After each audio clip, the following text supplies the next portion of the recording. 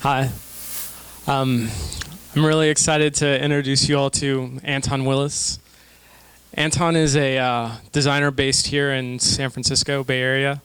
He is an inventor. He holds multiple patents. His development of lunar resonant street lighting has awarded him competitions as well as publication, including the Metropolis Next Generation Award for Design.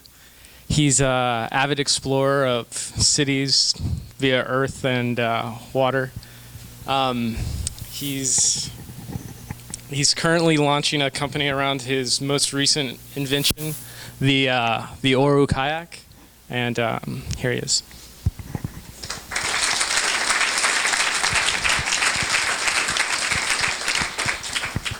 So I'm going to talk about the evolution of one product tonight, where it came from and where I hope it's going.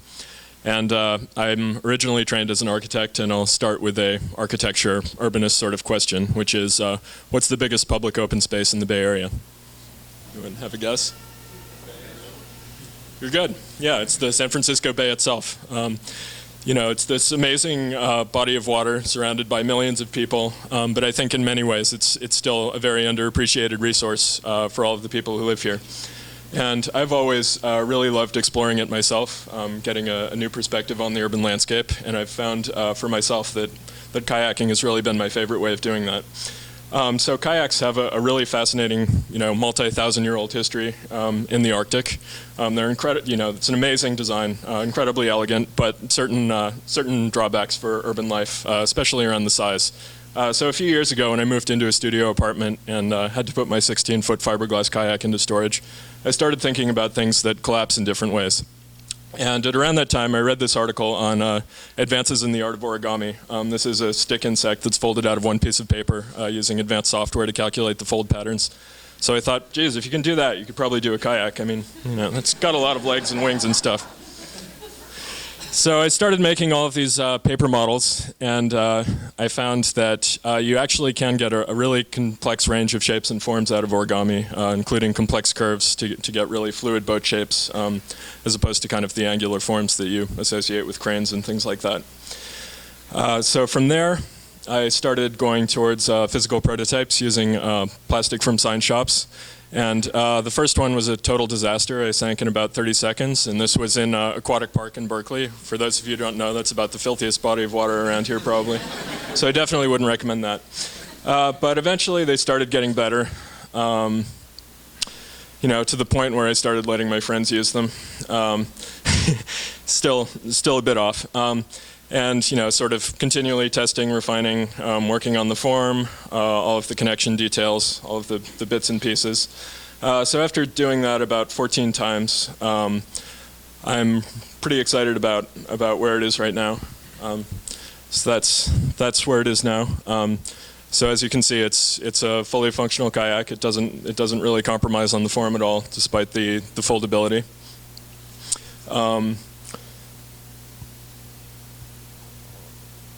This model is about 12 feet long, and it only weighs about 20 pounds, which is a half to a third of a typical rotomolded plastic kayak of that size.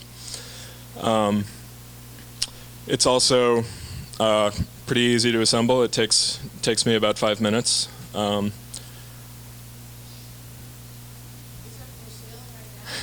I'll get to that. This is the case, what it folds down into. So as you can see, it's pretty compact. The lid transforms into the seat of the finished boat. So it forms its own case. It doesn't need a separate box or bag to carry it. It just kind of packs itself down like a transformer. Yeah, it's fully functional in the water, and it's pretty fun. It's really fast for its size. 12 feet is actually on the short side for kayaks, but it has the pickup of a longer, faster boat, partly because the weight is so light. It just accelerates really fast. Can handle waves in the bay and such. And besides apartment storage, the box offers some other important advantages for urban life. Taking it on BART, for instance, car trunks as opposed to roof racks is a big help. And on planes as well. Prototypes have been to several states and a couple foreign countries, so that's also pretty fun. So I've been testing / using them for the past few years in the bay quite a lot. This is along the Embarcadero, which is actually a really great spot because the new Embarcadero actually has several kayak ramps. They planned that into the whole urban redesign, although again it's a bit underutilized. And it's been really fun for exploring other corners of the bay as well. The less urban parts are equally interesting. There are all sorts of crazy wetlands and salt ponds and many castaway-sized islands and other stuff that you don't automatically think of. So besides urban use, it can be pretty nice for wilderness use as well. The portability again lets you hike into bodies of water that you can't access from cars, like lakes in the Sierras.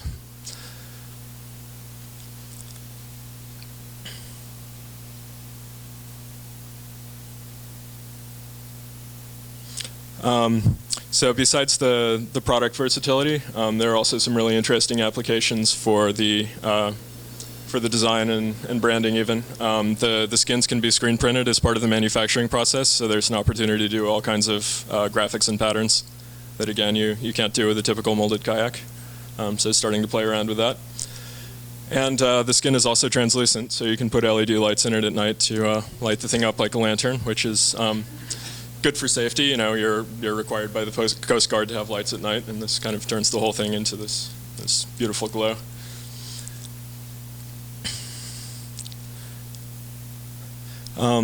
So as James mentioned, I just left my job last month to pursue this full time, and I'm launching a company. Hopefully a soft launch in the fall and a full launch next spring. And I'm really excited about bringing it to other urban areas besides San Francisco. Again, from an urban planning perspective, most cities in the U.S. and around the world are on water, and often that's far underutilized at this point. I'm talking to a manufacturer and kind of finalizing the product design and manufacturing issues this summer. It's a really economical manufacturing process. Another thing I'm really excited about is that it'll be price competitive with the cheapest rotomolded kayaks. And that's pretty much where I am. Again, I'm really excited to be doing this, and I'm also in general network building mode for business and marketing and fundraising and all sorts of things. So if anyone has good connections or is interested, there's a sign up on our website, orukayak.com, for a launch list, and Facebook, and happy to talk to anyone afterwards. Thanks.